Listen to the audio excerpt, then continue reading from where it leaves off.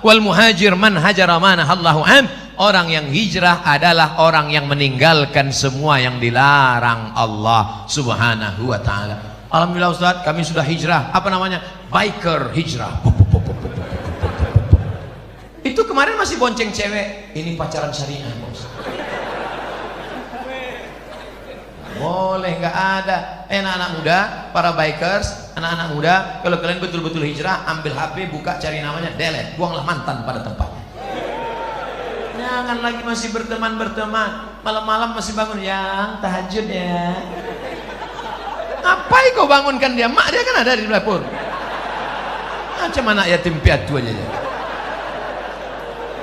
Oleh sebab itu hijrah ini total. Hijrah aqidah Ahlus Sunnah wal Jamaah, la ilaha. Yang sebelum ini belum hijrah, akidahnya rusak, kemana-mana percaya batu cincin. Maka setelah itu dia buang itu semua. Dia sudah akidah Ahlus Sunnah. Yang selama ini masih percaya lagi, keris kecil dimasukkan ke dompet. Rupanya salah, patah tertusuk. Yang masih percaya lagi dengan macam-macam mantra-mantra, wangsit-wangsit. Suaminya nggak patuh, dikumpulkan rambut, tai telinga, tai hidung, tai segala tai, dikumpul dibakar, masuk kopi. Akhirnya suaminya minum. Suami pun patuh macam lembu cucuk hidung.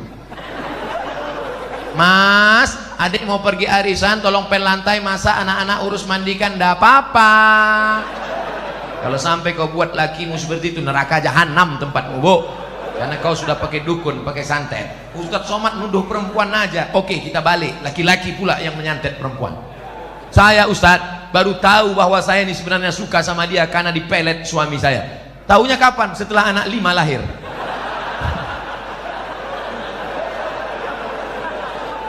Gara-gara siapa? Kalian juga yang salah. 5 tahun yang lalu ketika dia datang mau meminang baik-baik, Adinda nikah sama abang ya. Apa? Jelek miskin? Twih.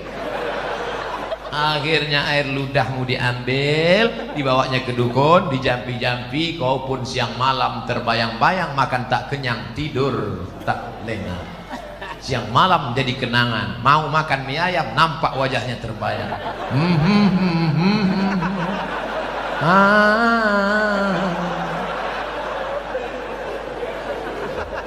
Apa mau dikata, nasi sudah jadi tai ayam. Jangan lagi hijrah masalah akidah, hijrah ekonomi, beralihlah ke Bangkal Timtara Syariah. Kenapa Ustaz sebut itu?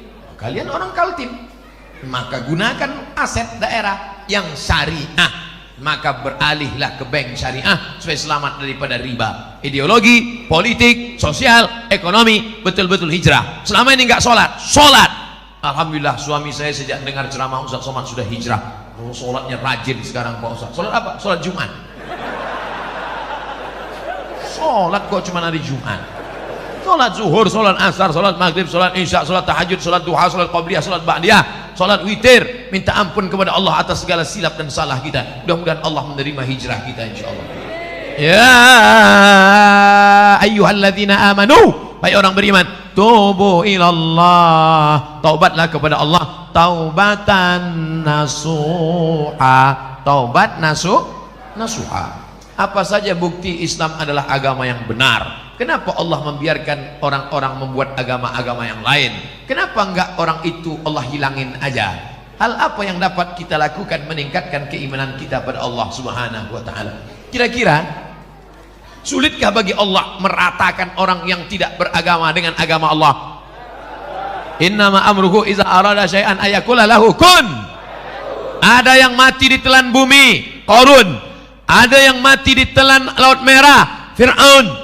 Ada yang mati karena nyamuk, Namrus yang gagah perkasa, raja yang membakar Nabi Ibrahim, itu matinya cuma karena nyamuk, lupa pakai autan.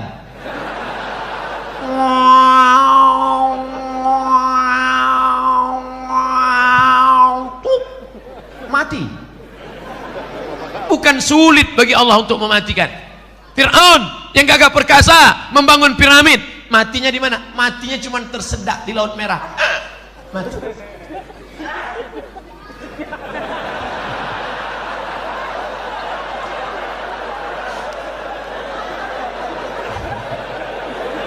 Oleh sebab itu maka kenapa Allah membiarkan? Pertanyaan anakku, pertanyaan saudaraku, ini pernah saya tanyakan kepada Profesor Dr. Syekh Muhammad Jibril, guru besar tafsir di Universitas Al-Azhar Kairo. Syekh, kaum Ad mati, kaum Samud mati, kaum Madian mati. Mengapa Bani Israel tidak mati, Syekh? Apa kata Syekh Muhammad Jibril tersenyum melihat saya? Anakku, kalau Allah membinasakan Bani Israel, lalu kau masuk surga pakai tiket apa? Kalau Allah menghancurkan Bani Israel di Palestina, lalu kau masuk surga pakai tiket apa? Ini Allah biarkan supaya dia menjadi jihad kita. Orang Melayu masih ada yang belum Islam. Supaya apa? Supaya Abdul Somad masuk ke hutan membawa bantuan setiap bulan Februari, setiap bulan Agustus, membuat sekolah tahfiz. Untuk apa? Supaya negeri itu menjadi negeri Islami dan kita berperan dalam dakwah. Abdul Somad di Masjid Al-Kausar ini bukan dakwah, karena ini orang baik semua. Yang dakwah itu kemana? Berdakwah kepada orang yang belum mengenal Allah, berdakwah kepada orang yang belum bersyahadat, ajak mereka ke jalan Allah, dari jalan setan ke jalan Allah, dari jalan yang tidak diridhai Allah, dari jalan maksiat ke jalan taat. Itulah dakwah. Jadi kenapa Allah biarkan? Supaya kita mendapatkan pahala dakwah jihad fi sabilillah. Mana adrenalin dakwahmu, mana semangat dakwahmu? Bangkitkan. Teman-teman yang belum hijrah, ajak dia hijrah. Tetangga yang belum sholat, ajak dia, ketuk pintunya. Assalamualaikum. Waalaikumsalam. Bapak belum sholat? Terserah saya, mau sholat mau enggak, apa urusan kamu? Pak, jangan kasar gitulah Pak. Pergi sana. Besok datang lagi. Pak, ayo ke masjid. Jangan aja ke masjid. Kau belum lahir, aku udah lahir. Hari ketiga datang lagi. Pak, ayo ke masjid. Jangan ajak saya. Nanti Bapak kalau mati kami campakkan ke sungai ya. Nah, Bapak ke masjid apa enggak? Nah, iyalah, iyalah. Nah, 3 hari aja kena. Saya waktu kecil belum pernah diakikahkan. Akikah itu hari ke-7. Nggak ada duit hari ke-7, hari ke-14. Hari ke-14 nggak mampu, hari 21. 21 nggak mampu, nggak usah tengok kalender. Setahun, 2 tahun, 5 tahun, 6 tahun, 7 tahun, 8 tahun. Sekarang umur Bapak berapa? 40 tahun. Belum akikah? Belum. Pulang dari sini beli kambing, masak, saya datang makan semua. Tapi akikah saja, jangan cukur rambut, jangan ganti nama baru, jangan minta ayun pakai marhaban. Marhaba ayanur, disangka yang diayun cucunya, bapaknya. Akikah saja silakan. Boleh akikah setelah dewasa, boleh. Baca buku 37 masalah populer ditulis oleh Abdul Somad LCMA. Apakah lebih utama mengakikahkan diri saya sendiri atau berkurban? Al-kurban lebih utama, karena akikahmu tanggung jawab bapakmu, bukan tanggung jawab dirimu. Dan hukum akikah itu sunat muakkad, tidak wajib. Duitmu berapa? 2,5 juta, kurban saja. Duitmu berapa? 5 juta, 2,5 juta untuk kurban, 2,5 juta untuk akikah. Jangan hitung-hitung sama Allah. Nanti Allah hitung-hitung juga sama ente. Jangan diskon-diskon sama Allah. Nanti di diskon Allah nafas ente setengah. Apa judul lagunya? Setengah nafasku pergi. TBC, asma. Pak Ustadz, maaf, masa lalu saya sangat buruk. Kelihatan dari tulisannya.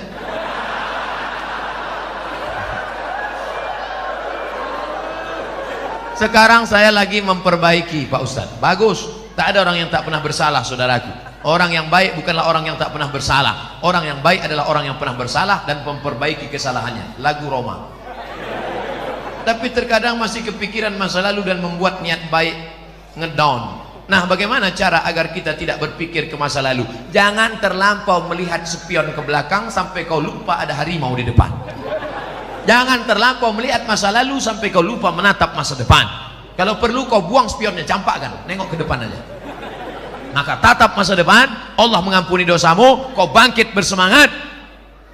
Lalu kemudian Allah akan memberikan keridhaan. Jangan lupa berjamaah dengan jamaah majlis pengajian Bada LNG maupun LNG Bada. Jangan sendirian, jangan pernah sendirian. Kenapa? Karena serigala hanya akan menerkam kambing yang sendirian, memisahkan diri dari jamaah. Kalau engkau berjamaah, insya Allah, maka jaga jamaah ini agar tetap istiqomah. Amin.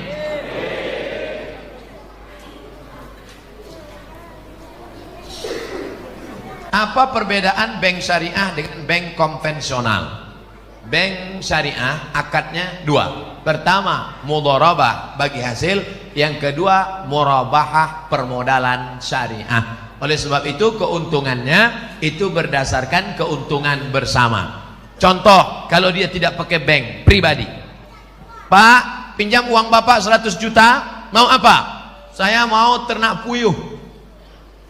Nanti kalau untung kita bagi, untung 150 juta, pulangkan modalnya 100, yang 50 dibagi 2, pulang 125, maka keuntungan 25 untuk bagi 2, 25 untuk yang modal, 25 untuk yang mengusahakan. Maka setelah engkau pinjami saudaramu 100 juta, doamu lebih khusyuk daripada sebelumnya. Begitu kau lihat mendung, takut puyuhnya mati, ya Allah jangan sampai puyuh-puyuh itu mati. Karena kalau sampai puyuh itu mati, duitku hilang 100 juta. Itulah bedanya dengan konvensional. Ketika engkau tukang kredit konvensional, ini duit 100 juta, pakai, untung atau buntung, yang penting uangku pulang. Bunga 10%. Maka dalam ekonomi syariah ada akhlak, ada doa, ada harapan. Ketika engkau pergi ke Jakarta, satu pesawat, Bapak mau kemana? Mau ke Jakarta. Dari mana? Dari Bontang. Sama dengan saya, sama. Bapak keahliannya apa?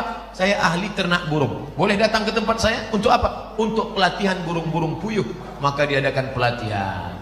Kenapa? Ada kepedulian. Karena engkau takut burungnya mati. Tiba-tiba pas diteliti, tidak ada satu puyuh pun bertelur. Kenapa? Rupanya sarang puyuh dekat airport. Puyuh stres. Mendengar pesawat tiap hari. Datang bapak pelatihan, ini puyuhnya tidak bertelur karena stres. Setiap dia mau berhubungan, nafsunya hilang karena mendengar suara pesawat. Akhirnya dialihkan. Artinya apa? Hidupmu terus terpacu adrenalin untuk bekerja sama, tiap hari mendoakan, dan setiap ketemu kau bersalaman bertanya, Assalamualaikum adik-adik, sehat ya? Sehat ya? Sehat kan? Sehat, sehat. Kau tanya sehatnya tiap hari. Kenapa? Karena kalau sampai dia sakit mati, duitmu nggak balik. Beda konvensional dengan syariah, ada adab, ada doa, ada pelatihan, ada perhatian, ada kebersamaan, ukhuwah Islamiyah. Jawabannya sudah ada di sini semua. Hebat panitia, luar biasa. Saya puji panitia ini kenapa? Foto saya dibuatnya besar-besar. Kadang-kadang di tempat lain sakit hati kita. Foto yang besar, ketua, sekretaris, bendahara, direktur, bupati, wali kota. Foto kita kecil aja. Tapi di Bontang, Masya Allah, foto direktur nggak ada, foto Pak Wali nggak ada, Pak Wakil Wali nggak ada, buku saya sendiri. Masya Allah, luar biasa. Saya seorang akhwat. Apakah ada amalan-amalan untuk memudahkan jodoh?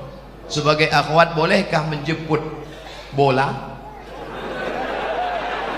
Ini akhwat apa pemain bola?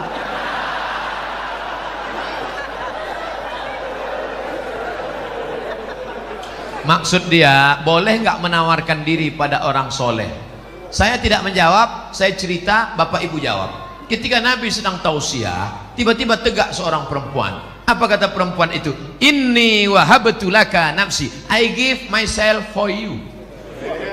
Sekarang saya tanya, bolehkah menawarkan diri untuk orang soleh? Lihat cerdasnya jamaah. Kita cukup sebutkan dalil, dia sudah. Maka kata ulama, boleh menawarkan diri pada orang yang soleh dengan syarat dia tidak mengumbar itu kepada orang lain sehingga menyebabkan malu. Dalil kedua, istri Nabi Khadijah, dia pakai ekonomi syariah. Khadijah punya barang yang membawakan barang dagangan itu seorang pemuda ganteng bernama Muhammad sallallahu alaihi. Setiap barang dibawa laku keras.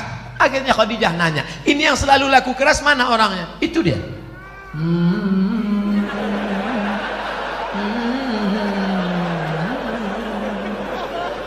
Itu dia. Iya. Siapa namanya? Muhammad. Yang ganteng itu. Iya. Maka kata Khadijah, diutuslah seorang laki-laki. Coba tanya dia, mau nggak dia nikah sama saya? Ditanyalah, hai Muhammad sallallahu alaihi wasallam, ya, itu tuan yang punya barang-barang kita selalu kita bawa, dia mau sama kamu. Itu dalil boleh perempuan menawarkan, tapi melalui wali. Wahai adikku akhwat, engkau punya wali 6. Ayah, datuk, kakek, abang, adik, abang ayah, adik ayah, pakcik. Maka kau sampaikan supaya dia ngomong ke sana. Nah, siapa dia orangnya? Itu Pak Ustaz, anak remaja masjid di Al-Kausar itu. Kasih tahu. Dek, ya. Mau datang ke rumah saya? Ada apa, Pak? Datang bertamu, minum-minum aja sore. Datanglah. Nanti keluarlah ente bawa mani.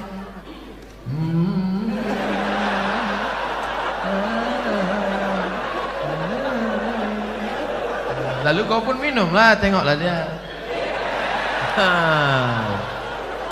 Setelah itu barulah tanya, Dek, ya, tadi waktu di rumah tadi ada minum teh kan?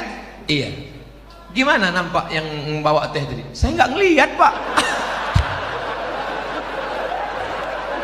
Kenapa tak kau tengok? Besok pagi bisa kau datang? Ah, bisa, Pak. Ah, besok datang. Tengok jelas-jelas ya. Aku ngundang kau tujuannya mau nengok keponakanku itu. Bodoh kali kau.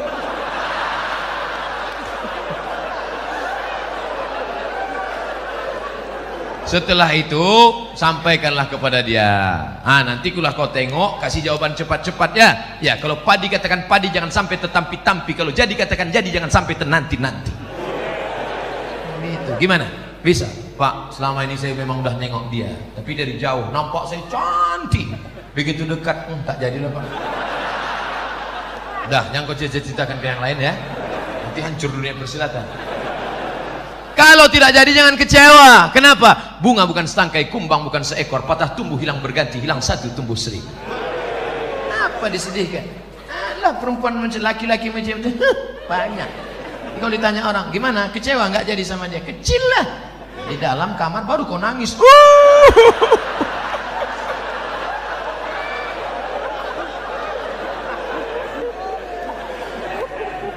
Ini sudah ditetapkan Allah. Ini takdir sudah tertulis di Lauhil Mahfuz bahwa teh kotak ini punya Abdul Somad, bahwa minuman ini punya Abdul Somad. Ini takdir. Aku tahu rezekiku punya aku dan tidak mungkin diambil orang. Betul?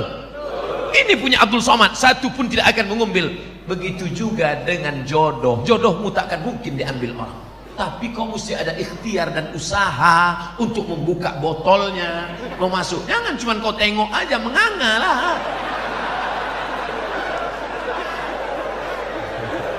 Harus ada usaha. Jangan nanti ditanya, gimana Dek? Saya serahkan sama Allah aja. Kalau memang jodoh nggak akan kemana. Takkan lari gunung dikejar. Di mana gunung nggak lari dikejar? Oleh sebab itu ada ikhtiar. Itulah Ahlus Sunnah wal Jamaah. Harus ada usaha. Mudah-mudahan yang gadis-gadis, yang lajang-lajang dipertemukan Allah dengan yang baik-baik. Yang bilang amin itu yang belum nikah. Anak udah 3, amin.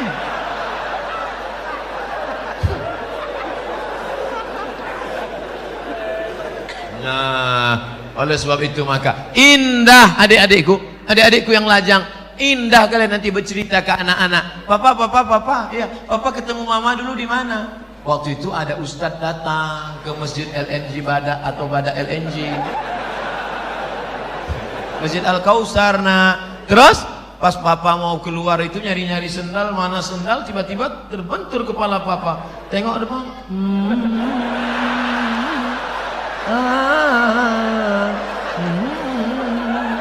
Nah, itulah mamamu. Indah. Sekarang banyak laki-laki tak bisa bercerita indah dengan anaknya. Papa, ya, gimana jumpa mama dulu? Salah sambung. Papa, ya, gimana jumpa mama dulu? Ditangkap ansip kami. Waktu itu kami sedang main-main di taman LNG Bada. Habis itu datang security, tangkap, bawa ke Papua, nikah langsung. Terus kok jadi kami? Ya, lama-lama mak kau cantik juga tengok. Aduh. Jika di Bontang sudah ada bank syariah seperti bank muamalat, BSM, apakah kita masih boleh menabung di bank konvensional? Tidak ada alasan.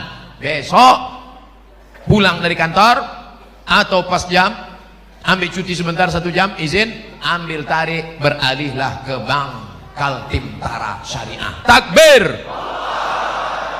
Ustadz dikasih berapa sama Bank Kaltim-Tara? Tidak pernah jumpa, tidak pernah ada tegur sapa. Tapi saya membawa spirit syariah kemana-mana pun, saya selalu sampaikan itu. Robahlah bank konvensional menjadi bank syariah. Hai bupati, hai wali kota, hai gubernur, amalmu kalau mau tidak putus setelah kematian. Robah bank Kaltim-Tara menjadi bank syariah.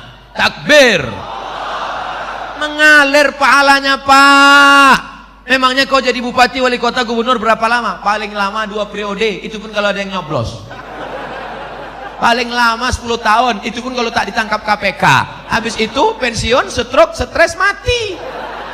Apa yang kekal abadi? Tuh amalmu. Buatkan perda zakat, keluarkan orang dari konvensional, maka setelah kau mati macam tetesan embun di tengah gurun pasir yang panas. Dulu waktu kau punya jabatan disambut orang pakai baleho, disambut pakai umbul-umbul, dibukakan pintu. Sekarang menengok pun orang tak mau. Akhirnya kau depresi, stres, batuk, mati. Sekarang banyak golongan yang mengaku dirinya yang sesuai dengan Rasulullah Sallallahu Alaihi Wasallam. Bahkan masjidnya pun khusus untuk kelompoknya saja. Padahal di sampingnya ada masjid yang sudah lama dibangun masyarakat. Apakah benar Rasulullah mengajarkan cara beragama seperti ini? Tidak. Kita semua yang bersyahadat mengikut sunnah Rasulullah, kita adalah ahlus sunnah wal jamaah. Kita ini semuanya ahlus sunnah. Karena kita mengikut sunnah menutup aurat, kita mengikut sunnah kita sholat berjamaah, kita mengikut sunnah. Adapun perkara yang remeh-temeh, sepele-sepele, jangan kelahi hanya masalah sepele. Kelahi masalah bulu. Yang sudah punya ada jenggot, lanjutkan jenggotmu panjang. Yang tak ada jenggot, beli itu obat gosok-gosok. Jangan kelahi masalah bulu. Ini yang gak suka jenggot, ngejek yang jenggot. Aku nengok kau berjenggot macam kambing. Tentu yang berjenggot sakit hati. Aku berjenggot kambing, ya. Kau tak berjenggot anjing. Berkelahi kambing sama anjing. Ini kan masalah sepele. Masalah Islam mengatur. Oleh sebab itu jangan kelahi. Kelahi hanya masalah kaki celana. Yang udah motong kaki celana, ya nggak apa-apa. Jangan disambung lagi ke bawah. Ini masalah khilafiyah. Jangan diajak yang udah motong. Aku nampaknya ente sejak hijrah ini bertambah tinggi nampaknya. Itu dia sakit hati. Bagus dia potong kaki celana supaya tidak nginjak ayam. Tapi yang kaki tertutup begini, dia bilang nanti jumpa sama orang. Dulu kita jumpa sama orang salaman, sekarang aneh neraka. Manjar thawbahu khuyala. Kalau mata kakinya tertutup, kalau sombong. Kalau nggak sombong nggak apa-apa kata Imam Nawawi. Kalau nggak sombong nggak apa-apa kata Imam As-Suyuti. Kalau nggak sombong nggak apa-apa kata Syekh Atiyah Saqar. Kalau nggak sombong nggak apa-apa kata Imam Sun'ani dalam Subulus Salam. Kalau nggak sombong nggak apa-apa kata Imam Syaukani dalam Nailul Autar. Kalau nggak sombong nggak apa-apa kata Syekh Yusuf Qardawi dalam kitab Mafahim Kaifa Nata'amal Ma'as Sunnah. Oleh sebab itu ini masalah khilafiyah, masalah usolli, masalah enggak usolli fardal asli. Yang satu enggak pakai usolli. Akhirnya kelahi. Antara usolli enggak usolli kelahi. Yang ketawa siapa? Yang enggak ke masjid. Kenapa mereka di Masjid Al-Kautsar kelahi? Gara-gara usolli. Untung kita enggak ke masjid.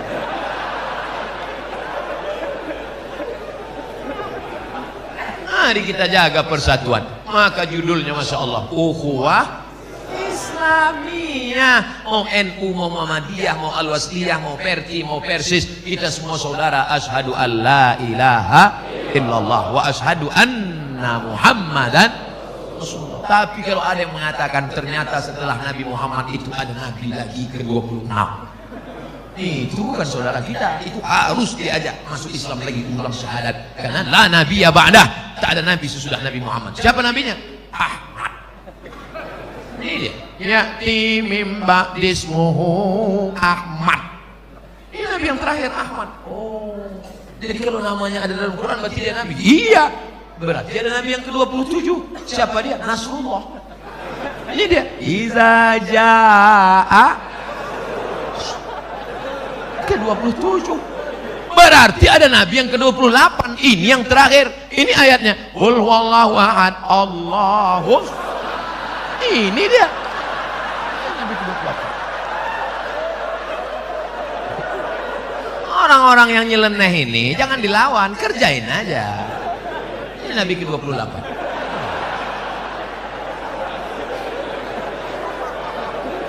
Tolong jangan dipotong videonya.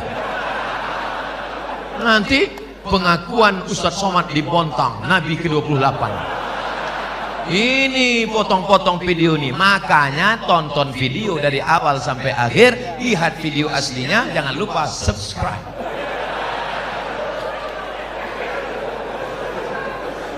Kertas terakhir. Pak Ustadz, kami sudah 8 tahun menikah, alhamdulillah, tapi belum diberikan anak. Na'udzubillah. Tolong minta didoakan agar cepat dikasih keturunan yang soleh. Kira-kira sulitkah bagi Allah membuat engkau hamil? Tidak. Ustadz Somad, saya menikah sudah 8 tahun tidak punya anak, tapi terakhir sekarang punya anak. Kenapa? Rupanya diganggu jin. Masuk jin ke dalam perut rahim, sehingga sperma dengan sel ovum tidak pernah bertemu, dihalangi oleh jin. Awas. Kisah nyata teman kaya Qori. Akhirnya setelah diruqyah di Jalan Sumatera, Riau, Pekanbaru bersama Ustadz Saifullah, walau di Kalimantan cari ustadz-ustadz yang bisa ruqyah, akhirnya jinnya pergi, kabur, akhirnya hamil. Sekarang punya anak. Malah sekarang batuk aja hamil istri. Gitu, hamil. Oleh sebab itu maka sudah divonis tidak mungkin hamil Ibrahim. Itu istrimu tidak mungkin hamil Ibrahim. Kenapa? Aqimah, karena dia mandul. Siapa nama perempuan itu? Sarah. Sarah sudah divonis, semua perempuan berkata Sarah tidak mungkin punya anak. Akhirnya Ibrahim buka cabang, menikah dengan Hajar. Rabbana hablana minas salihin, Rabbi habli minas salihin. Umur Ibrahim 86 tahun, lahirlah anak bernama Ismail. 13 tahun setelah itu, umur Ismail 13, umur Ibrahim 99 tahun. Istri yang divonis mandul, mengandung. Akhirnya lahirlah anak laki-laki bernama Ishak. Oleh sebab itu jangan cepat-cepat buka cabang. Ternyata toko lama laku juga. Makanya Bu, nanti kalau bapak ngomong, Mas, nampaknya papa harus buka cabang. Ingat, ternyata setelah 13 tahun Sarah juga mengandung Pak. Jadi gimana? Kita tunggu 13 tahun lagi. Oleh sebab itu maka apa sebenarnya yang diinginkan Allah? Kadang sakit hati saya Pak Ustadz, saya sudah nikah 8 tahun gak ada anak. Kawan saya nikah Januari, April punya anak.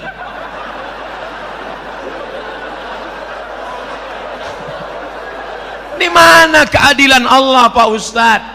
Sebenarnya Allah hanya ingin melihat engkau munajat di tengah malam. Usolli sunnatat tahajud 8 rakaat, usolli sunnatal witir 3 rakaat, usolli sunnatal hajat. Hajat ingin punya anak, baca surat Yasin. Selesai baca surat Yasin, Allahumma inni as'aluka bi surat Yasin, Allahumma inni atawassalu ilaika bi jahi Yasin. Ya Allah, berkat surat Yasin ini mudahkanlah aku punya anak. Karena kata Imam Ibnu Hajar, kata Imam Ibnu Katsir dalam tafsir Qur'anil Azim, la tuqra'u fi amrin asirin illa yassarahullah. Kalau dibacakan pada perkara yang susah, susah punya anak, susah sakit, susah paham, maka dimudahkan Allah. Maka baca Yasin tiap malam. Bapak Ibu sholat tahajud usaha.